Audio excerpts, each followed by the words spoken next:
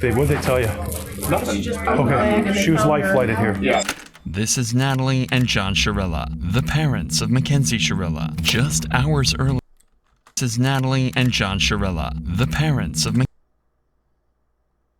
the hell, Mackenzie? What the fuck? Yo, I could have sworn she was like an alien, nigga. Y'all seen, like, her eyes looked at mad weird, nigga. Like, I'm like, wait, whoa. Mackenzie Shirilla. Just hours earlier, they were informed their daughter was involved in a devastating car accident and that she was transported by helicopter to the nearest hospital. However, what they're about to hear from this officer would change the course of their and Mackenzie's life forever. Okay. No. You want to sit down? Oh my God. What do you say this? Progress in Alameda, car into a building. 2 are deceased in the vehicle. Daughter's driving. Who died? Mackenzie's boyfriend, Dom Russo, as well as their friend Davion, were pronounced dead. She was driving and killed 2 niggas? She didn't even die, nigga. She killed 2 niggas? Who died? Yo, the pop's heart dropped, nigga. Damn, boy. Nah, this heavy. She killed 2 of them and she was driving and she ain't die? Mackenzie's What? boyfriend, Nah, Dom but they do say, like, the driver's seat is the most, like, safest seat, nigga, when you get into an accident. Like, that ass. They be saying that. Russo, as well as their friend Davion, were pronounced dead after the crash, making Mackenzie the suspect of a potential double murder. She chopped. I ain't gonna lie, bitch. You chopped. However, police had their doubts. Most assumed that this was simply the result of an innocent mistake on Mackenzie's behalf. But as the investigation would progress, dark and disturbing secrets would reveal this was clearly much more than just an accident. Oh. Oh. So she's a thug. Okay. All right. Get a little context now. Smoking weed and shit. Motherfucker. You got, okay. Dom, if you do not open, you think I'm joking. What do you mean? You know it. That's exactly what I mean. You're gonna come open this door right now, or there's gonna be a serious problem. Okay, it's heavy, chat. We got context now, nigga. So she's a mod bitch. She's mod, nigga. It's something not right with her, nigga. Okay. All right, let's see. Y'all think she crashed on purpose? But if she crashed on purpose, that means she was trying to kill herself too. Or delete herself, my fault. She was trying to delete herself too. Alright, hold on. This heavy, chat. It's heavy.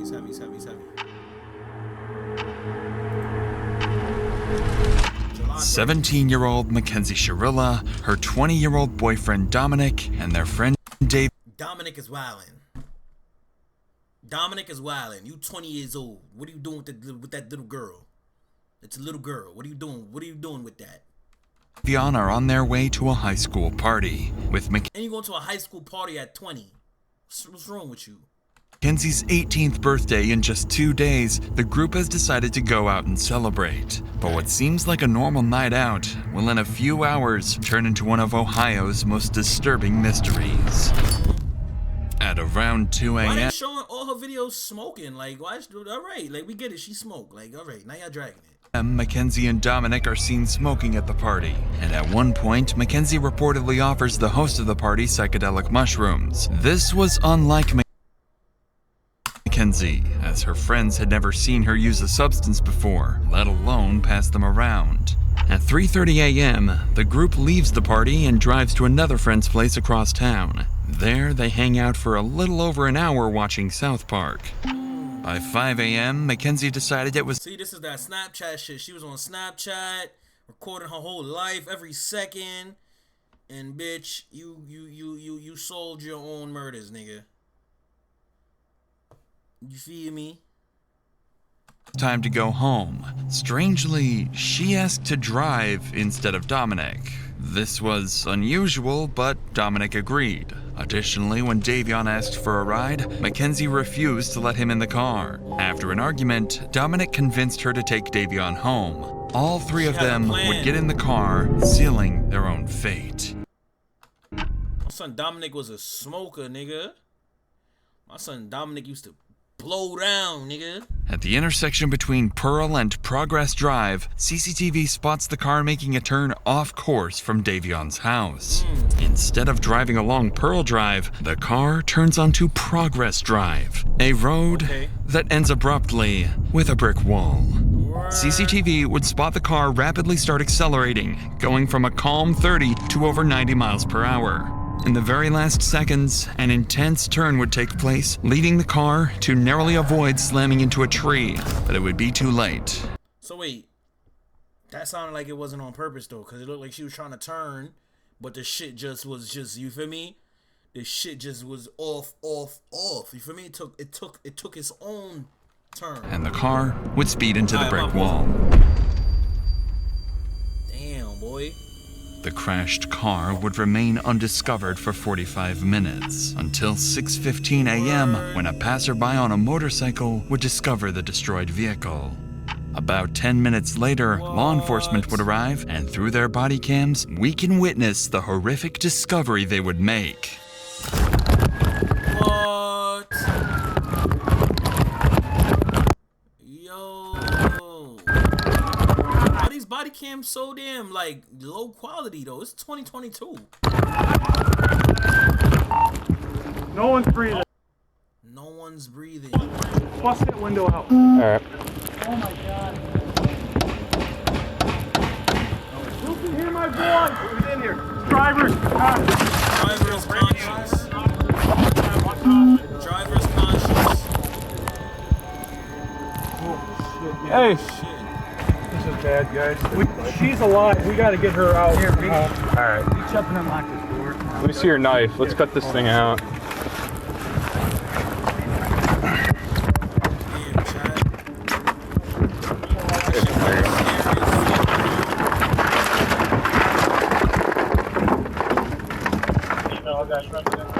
I don't feel anything. I don't feel a pulse. She's breathing. I saw her stomach. Her stomach's moving. Oh, yeah. Yeah. We got two that are gone. Yeah. We got two that are gone. I know. Jesus Christ. This is the worst I've ever seen. How old is Dominic Russo? 17? 19? Rest in peace, buddy. Wow. Inside the car, officers quickly confirmed two victims as deceased. Okay, so this was the seat. This was the back. He was flipped this way. He was flipped forward. She was laying this way. 20-year-old Dominic in the front passenger seat and 19-year-old Davion in the back. But one person has survived. The driver, Mackenzie Shirella. As medics and firefighters rush to tend to the victims, investigators begin trying to understand how such a devastating crash could have happened. That's when they start uncovering alarming details. It looks like they even went off the road up there. They did.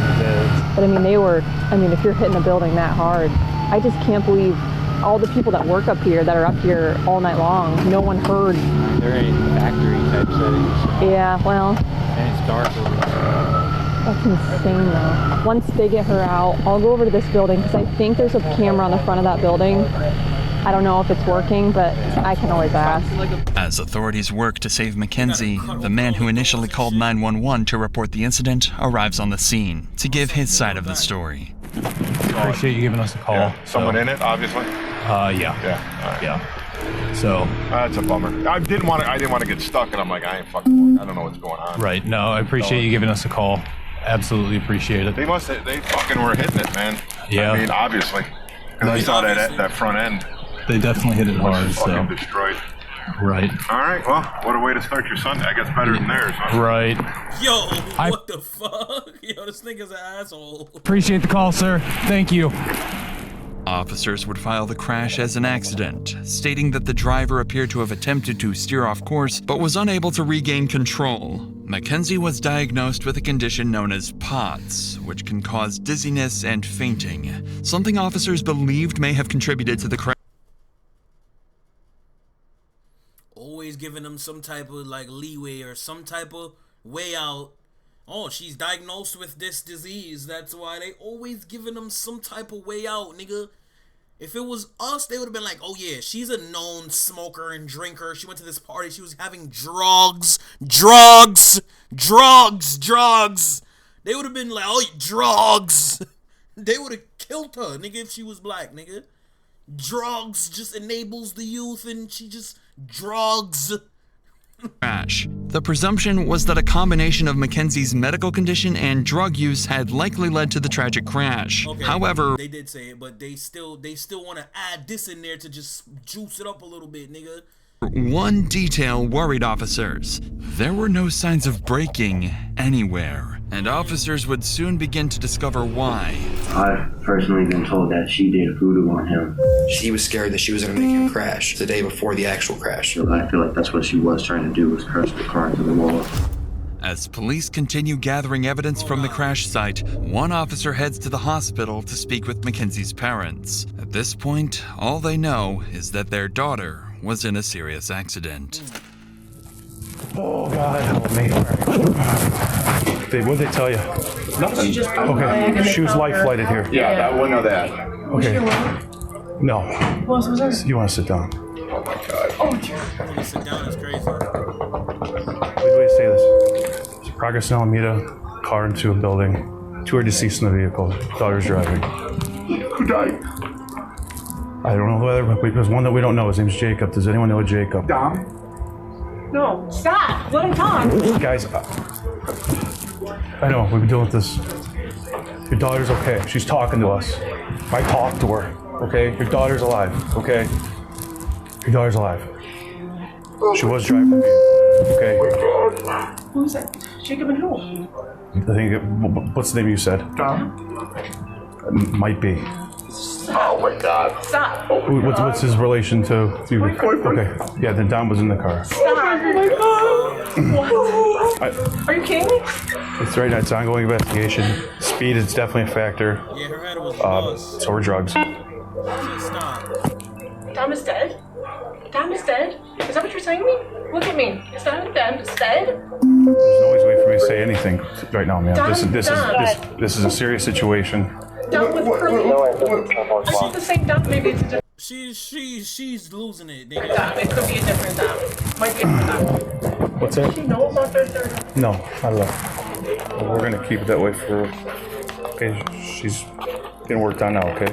Full transparency here. There's drugs in the car. She had a bag of mushrooms on her and a scale. Full transparency, guys. I'm sorry, I'm ripping the band-aid off. Okay. Drugs in the car. So she was awake, but not awake. So she was like not. In and out of consciousness. Should be fully extracted from the vehicle. IFD. I know she has a severe leg injury. But like I said, she was speaking. Y'all see that car, bro? That shit is insane, bro. Like, god damn, boy. This shit look crazy right here. Like, what? How the fuck does anybody survive this shit? That's what I'm saying, bro. Yo, I don't let girls drive me, gang. Girls is emotional, you heard? Like, they get in, they will off they self, nigga. If they feel a way about something, I'm not letting you drive and you emotional. We just left a party. You already mad that boy, I gotta drop boy home. I'd be like, yo, fuck that. I'm driving. I'm bringing my mans home. You bugging, nigga. You stay at this party. I'm bringing my mans home. Come back and get you, nigga. Or you come with me, sit in the passenger seat, drop my mans home. You wildin'. Like, I'm not letting her drive, bro. I'm not driving. I ain't gonna lie. I'm sorry if it sound crazy, but I don't like driving with females, bro. I don't like when females driving, gang. I really don't like when anybody drive, but like females I be paranoid, bro. They don't care, bro. Like, they don't give a fuck, bro. Their feelings come first before anything, nigga. How they feel comes first before anything, nigga. They will off their self, you hear me? Alright. I know she has a severe leg injury. Like I said, she was speaking, and she had her seatbelt on. Mackenzie was the only one in the car wearing a seatbelt, which was why she was the sole survivor. If her intention had been suicide, it's unlikely she would have taken that precaution. This detail would later become important to the investigation. That's crazy. She was Yeah. the only one with a seatbelt on. Like, see how seatbelt could save y'all? Y'all niggas wear y'all seatbelts, nigga. That probably saved her life. 100% saved her life. She had a seatbelt up. Oh. I don't believe the others did. Mackenzie's parents would take the news relatively well, relieved their daughter had survived. But officers now faced a much harder task, telling Dominic's parents. Oh my God. Remember, at this point, they didn't even know their son had been in an accident, let alone that he had passed away. Oh my God. Oh my God, bro. Hi, Chris. Shit like this is tragic, game. Like that shit is crazy. Hey, can I talk to you real quick? Yeah. Okay, there was an incident that we believe Dominic may be involved. What? Both Davion and Dominic are deceased. Oh God! Yeah. Oh God! Christine. Oh God! Just sit down. Oh God! Just sit down. Oh my God! Go ahead, take a seat. So, you know what time it happened at? Damn, bro, that shit is hurting my chest, gang. Like, fuck, bro. Like, no parent should not hear shit like that, gang. we don't. Right now, what we do know 100% is somebody called it in, somebody passing by at around 6:15, 6:30. Oh, dude, what, the car was just smashed somewhere? Yeah, so what it appears that happened is they were going westbound on Progress from Pearl Road. They went Right here in Strongsville? Yeah, in Strongsville. That business that's right on Alameda, right where Progress ends, that's dead ends right there. They hit that building. They hit the sign out front and then they hit the building. Did they fall asleep at the wheel or something? Don't know. We don't know that. We don't know that. Just chilling though, like. Kids are dead, my son's dead, another kid's dead, Go and ahead. the girl's in the hospital. She's in surgery right now. Nigga said my kid's dead, like. Oh my God, huh, Chris? I mean, another family member or a friend or anybody that you might want us to call on your behalf? No. This is a fucking nightmare. Hey, somebody called in at 6:30 in the morning? Between 6:15 and 6:15, 6:30, yeah. Came upon it passing about. It's a fucking nightmare. Yeah. Oh my gosh. Oh my gosh. This is fucking horrible. She was in her car? It was in Mackenzie's car, yeah. Yeah. Yo, look at that V, gang. Like, what, bro? Oh my gosh. Is she naked or you guys don't know? We right now we don't know. She's in surgery right now, so we don't know. What a fucking nightmare. 3 weeks would pass, time that Mackenzie would spend in the hospital And she's still fucking doing Snapchats, you fucking stupid little girl. recovering. Her condition would improve significantly, eventually allowing her to leave and return to her normal life. The community You just return to your normal life. You just killed 2 little niggas, and you just return to your normal life, you motherfucker. And he black. He black right here. mourned the tragic loss of Dominic and Why Davion they ain't show Davion parents? and expressed sympathy for Mackenzie, who had just gone through the trauma. Dominic and leave and return to her normal life. The community mourned the tragic loss of Dominic and Davion and expressed sympathy for Mackenzie, who had just gone through the trauma of losing both her boyfriend and a close friend. But soon, When everybody knows me from popularity, but from strange things about Mackenzie would start to surface. posting TikToks like that and shit. In the weeks that followed, it seems Mackenzie thought everyone concluded the crash as a tragic accident and nothing further. Mackenzie would never attend Dominic or Davion's funerals. On social media, she would brag about her drug use, claiming she could, quote, do more drugs than anyone and still live. And then, on October 31st, 2022, Mackenzie would go to her first party since the crash, and her costume for the night would be a detailed corpse with fake blood smeared across her mouth. Mackenzie's parents even went public to defend her outfit, saying she, quote, deserved to have some fun after the accident. Oh yeah, ain't nothing wrong with that. What the fuck? They dragged it. There also appeared to be Oh yeah? a mysterious source of income. Mackenzie was spending thousands of undocumented dollars on Oh, yeah. Designer clothing, and she wasn't hiding it either, openly bragging about it online. But lucky for Mackenzie, this strange behavior still wasn't enough for police to launch a full investigation. However, that would all change when Dominic's family came to the police with a video taken from Dominic's phone. A clip recorded just 10 days before the crash, one that would change everything. But before we get to that, I want to tell you about the incredible. It blocks all hours of straight listening, and if you run out of objective covers, allowing you to buy earbuds. Now, let's get back to what the investigators uncovered. At this point, officers already had a growing list of suspicions about Mackenzie, but it would be one video submitted by Dominic's parents and filmed by Dominic himself just 10 days before the crash that would turn the entire case on its head. Dom, if you do not open, you think I'm joking. You think I'm joking. Like, I'm dead ass. You're gonna come open this door right now, or there's gonna be a serious problem. This was a short snippet from a 15-minute video where Mackenzie clearly and continuously threatens Dominic. But this wasn't all. Dominic's family would show even more disturbing material, including text messages confirming she had threatened to kill Dominic. This was enough for He said, Kenzie, you fucking tripping is all I'ma say. Like, she be bugging on my son. Like, nigga, my son say, yo, you threaten to end my life all the time. Like, nah, bro. See?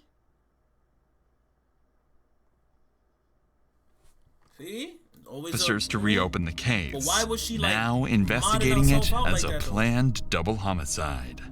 At this point, this is a homicide investigation, and so we are trying to show that she intentionally drove the car into the wall. Oh, shit. Shortly after the investigation began, police would begin interviewing several of Mackenzie Chirella's friends, family members, and individuals from the community. This would prove to be very insightful. Officers would first bring Tyler, Mackenzie's former boyfriend, in. Unfortunately, his accounts would only serve to This her ex right here. deepen their concerns. You understand? Nah, You're but I ain't not gonna under. lie, he might just be tight, you feel me? Like, he might just be like one of them petty ass niggas that come in here and just say random shit like, yeah, bro, I been knew she was crazy, this and that, like, even though it ain't really shit, but he could say, like, you feel me?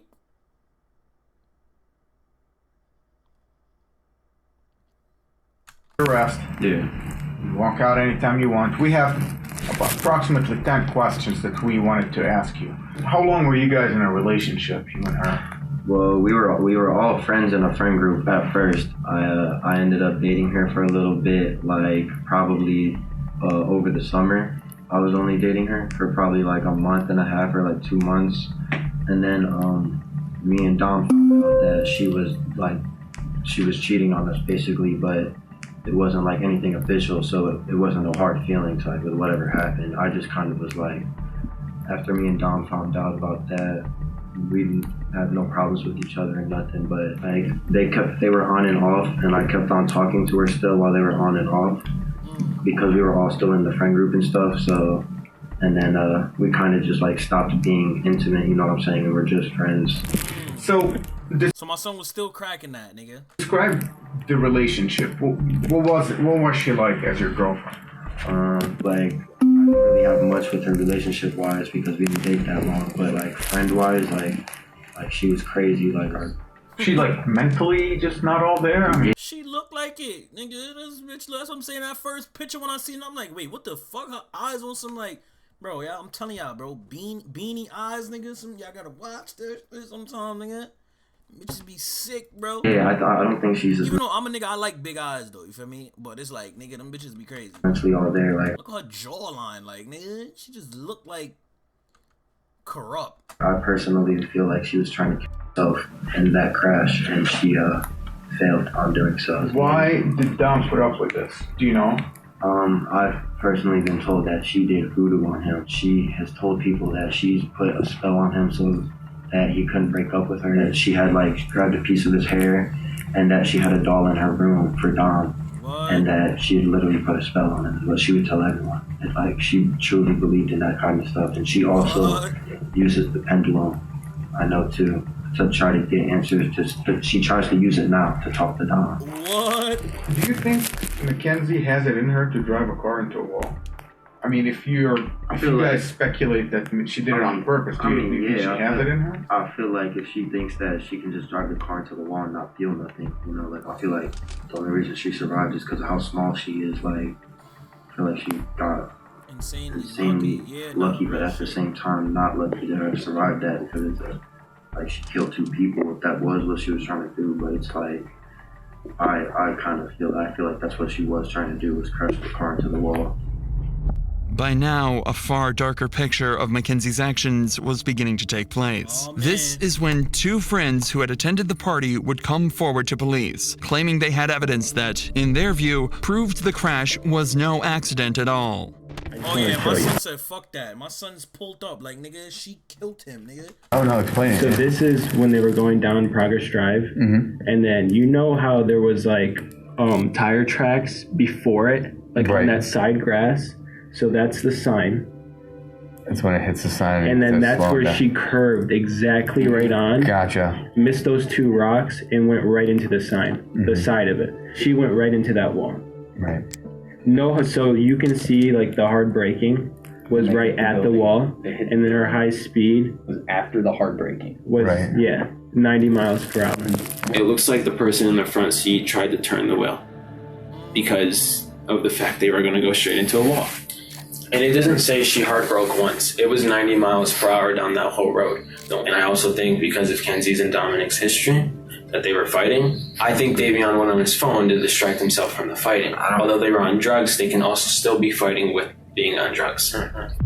While the statements were deeply concerning, investigators still didn't have enough concrete evidence to determine Mackenzie's intent. Without a documented pattern of behavior, it was still possible the crash had been a drug-induced accident. But that changed during an interview with Dominic's brother, who provided detectives with crucial information Dominic about family was not jacking her, nigga. They was not jacking her from the rip. You could tell. Dominic and Mackenzie's turbulent relationship. The following video includes talk of self-harm. Viewer discretion is advised. She mentioned that anytime Dom would kind of want to break up with her, she kind of would go crazy. Describe crazy, like what kind of crazy? Like there is times where she called Dom and said, if you break up with me, I'm going to word for word. There was an instance literally a couple days before the crash that she was hitting him on the highway while driving, and he had to pull his car over on the side of the highway, not in a very safe parking spot either, and have somebody else come pick them up and drive the car home because he was scared that she was going to make him crash. And that was just prior to the day before the actual crash. Apparently, just days before the crash, Mackenzie had threatened Dominic's life, saying she would crash the car they were in. Dominic's brother continued the interview by giving officers a compelling motive for why the crash may have been intentional. You're going 94 miles an hour. You don't have a very fast car to begin with. You were stomping that gas pretty much that whole entire time. There's no brake marks on the street at all. Even before the hit, you would think that some type of instinct would kick in and you'd slam on the brakes. But to my knowledge, she went straight into it. Off of what I know and off my assumptions, Dom tried to break up with her multiple times, even in July. They kept not like working out, whatever. They kept making back up.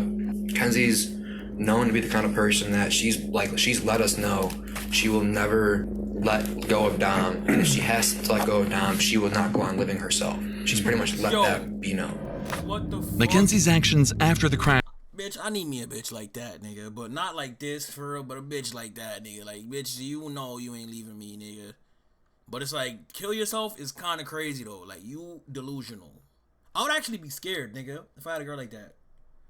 Let me stop trolling. I would be scared, because it's like, nigga, I'm in control of your life, bitch. You wildin'. Were also of concern. I'm straight telling the boys. Like, before I even, like, before anything, I'm reporting that. Like, I'm putting on a report for that, because God forbid if we get into it and our deadass gotta leave and you off yourself, the world is not gonna think, like, I'm not doing that. I'm not having the world think that, nigga, nah, nigga. You been said you was gonna do that shit, nigga. I'm putting that on record, nigga. To police. On August 6th, only a week after the incident, police would be called to Mackenzie's house by her father. There, he would make concerning statements. While there is no footage of the incident, the officer that was called out would retell the strange incident in an interview. Sarge, I want to ask you first about August 6th, if you recall. That's the day you guys were dispatched to Mackenzie Sharilla's room. Can you tell me about that day? So we were dispatched up to the room for a disturbance. Once we arrived up on the room, she was upset with her dad. We asked the dad to step out, and we're trying to calm him down, and he's like, you guys probably know who I am. At one point in the conversation, he's like, I feel like my daughter needs a psych evaluation. And he's like, because she's not, thinking clearly, and word for word what he said, I don't recall every word that he said. He was pretty hysterical, he was pretty upset. She was upset with her dad because she wanted the lady to go to the funerals. During this interaction, with her dad because she wanted the lady to go to the funerals. During this she wanted to go to the funerals, but then the pops probably told her yo, chill out. This interaction, it became clear that Mackenzie was Damn, he was just about to be 21, bro. That shit is crazy, boy. deeply upset with her father. Despite creating a shrine for Dominic, regularly posting on his Facebook memorial page, and wearing his clothes, her father hadn't allowed her to attend Dominic's funeral. It appeared that Mackenzie was truly mourning his death. But around this time, police managed to gain access to her phone. What they uncovered didn't just explain her mysterious source of income, it also hinted at something far more disturbing. After decrypting She's selling pussy? Mackenzie's phone, investigators discovered several photos of her posing with large sums of cash, despite having no documented job or known Is that Dom right here? Oh, she on some bready shit. She on some source of legitimate income. They also selling shrooms, nigga? found fake IDs. Oh, okay. Seemingly intended to help her pass as an adult. But most concerning was a Snapchat conversation dated July 22nd, 2022. Send 1,000, we can link anything you want for 2,500. You get cash money in person. No fucking way I send you up front. See 1K. You finger that for me and shit while I'm doing that. You can have 4 straps of. Wait, hold on. Snapchat? Fucking, you could get messages off of Snap? Wait, you finger that. Wait, what she said? You finger that for me, and while I am doing it, then yeah, I'm down. In which Mackenzie quoted $1,000 for pictures and $2,500 for an in-person meeting. So she's selling pussy, nigga. Oh shit, nigga. Do, quote, anything. You get cash money in person. Send 1,000. We can link anything you want. You want. Taken together, the materials painted a deeply troubling picture. On top of this, her phone revealed numerous examples of reckless driving. Videos showed her speeding, smoking marijuana behind the wheel, recording Snapchats while distracted, crashing during a practice run and laughing about it, letting go of the steering wheel, and even bragging about driving recklessly. But in November, detectives would discover evidence far beyond any reasonable doubt. What else? After analyzing Mackenzie's phone location data, investigators were able to retrace her movements in the days leading up to the crash. That's when they made a dark discovery. Just days before the incident, Mackenzie had driven down the exact same road 7 times, heading straight towards the same brick wall. She had practiced the route. Officers believed they had gathered enough evidence to prove Mackenzie had planned the murders. On November 4th, Talking about she drove down the street 7 times, bitch, practiced. 2022, more than 3 months after the incident, officers were dispatched to arrest 18-year-old Mackenzie Sharilla. Where's she? Right back there, pal. Hi, Mackenzie. Step out for me. I'm Detective Jesus. I'm the one who's been investigating the crash. You're under arrest for aggravated murder ×2, okay? Nobody's gonna ask you any questions. Nobody's gonna bother you. Can I have your key, please? Could you please be careful taking this one? They not even reading her rights, nigga, bitch. We know you did that shit, bitch. You don't got nothing. We don't even need to talk to you, bitch. You got it. So it doesn't break the bracelet, please. You got it. You got it. What about breaking a bracelet? Stupid ass little girl. Wanna sell pussy and smoke weed and take shroom. I tell you, yo, white people selling pussy at 17 is not crazy. Let me not make that a white person thing. I'm sorry. My fault. I apologize for that. That was racist, nigga. But, nigga. Fucking, nigga. Selling pussy at 17, gang? Like, you need money that bad? Your parents got a crib, they chilling, yeah, like, you Gucci, like. Selling pussy at 18, at 17. You're not even 18 yet.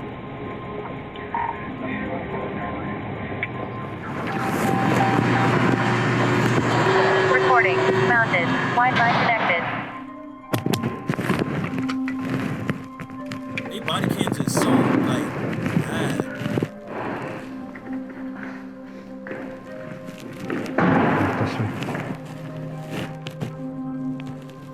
Stand right by that black mat.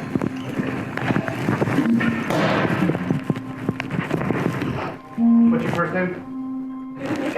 Okay, Mackenzie, I'm gonna take your handcuffs off. I need like all the jewelry and everything to come off, okay? I can't wear any of it. No, I need you to take it off while you're in the jail right now. Mackenzie's parents would soon find out about her arrest and immediately drive to the police station and desperately confront the police. But it would all be too late. I need to speak to my daughter because you guys aren't allowed to speak to her at all. That's from the lawyer. How you guys did this on the weekend is just, look, all you do is go, They didn't speak to her, though. hey, there's a warrant for her. We would have brought her right down here with no problem. But she hit it. Unbelievable. I mean, she's 18. Well, she is 18, so she could say whatever they could talk to her. Issued today, so well, you could have made a phone call, couldn't you? You had your creeper out in front of my yard watching. So, she can't take any, she's an adult, she can't take any phone calls right now. Okay, well, I still need to speak to my daughter so she understands what her, not to say anything. She can't talk to you, homie. You're done, nigga. You're done, nigga. She's done. You guys. I mean, if you had to roll out the whole mask to pick up an 18-year-old girl who can hardly walk out of a hospital visit, it's just beyond me. So we follow the law, and that's what we're doing today. Yep. Am I going to be allowed to have a 2-minute conversation with her? You cannot talk to her while she's here. Why doesn't she get a phone call? If you arrest her, why don't she get a phone call? She was just brought in. They're going to process her as soon as they get the time for her to make a phone call. She will be able to make a phone call. She's a lawyer. She does have a lawyer. She is 18 years old and she could speak that. Yeah, but she's a dumb 18-year-old that just turned 18. Well, And these guys are going to That's not her. That's not their problem, take nigga. advantage of her. She's not allowed to speak to you guys. I'm telling you that. her from attorney lawyer. can call us. Don't ask her any questions. She's not allowed to speak to you. Her parents don't want Mackenzie to talk and demand a lawyer is present. Mackenzie is going to need that lawyer, as she's going to have to face the consequences of her actions in a court of law. She's tried as an adult and decides not to be tried by jury, leaving her fate to a judge. Despite the defense's claims that she lost consciousness, the evidence against her Oh, they said that she lost consciousness. That was her defense? proves this claim was a lie, and the prosecution believes she crashed the car as an easy way out of the relationship. The judge agreed, and on August 14th, 2023, Mackenzie's fate was finally sealed. This is the type of evidence you can never unsee. You can never forget the visual or audio of this exhibit. It is chilling and tragic. As you review that exhibit, you know that you are watching the oncoming deaths of two people, and there's nothing that will stop it. Exhibit 802 crystallizes the deadly decision-making of the defendant. She morphs from a responsible driver to literal hell on wheels as she makes her way down the street. The mission was death. Mackenzie alone decided to push the pedal to the floor and demand the ultimate speed of that vehicle. How come she don't got no cuffs on, nothing? Like, I don't like how they be treating them sometimes, bro. Like they treat us so, like, why she don't got no cuffs on? Her hands is in the front, like 90 to 100 miles per hour. Mackenzie decided death was the ultimate goal that day. And she alone made that decision for Dominic and Davion. Damn. And she continuously acted in a manner to achieve her purpose. In the early morning hours of July 31st, 2022, her purpose was to kill Dominic Russo and Davion Flanagan. Her actions were controlled, methodical, why is she crying though? deliberate, intentional, and purposeful. This was not reckless driving. This was murder. On August 14th, Mackenzie was found guilty on 4 counts of murder, 4 counts of felonious assault, 2 counts of aggravated vehicular homicide, 1 count of drug possession, and 1 count of possessing criminal tools. She's facing 15 years to life and is currently being held in the Ohio Reformatory for Women. Her first opportunity for parole will come in October of 2037.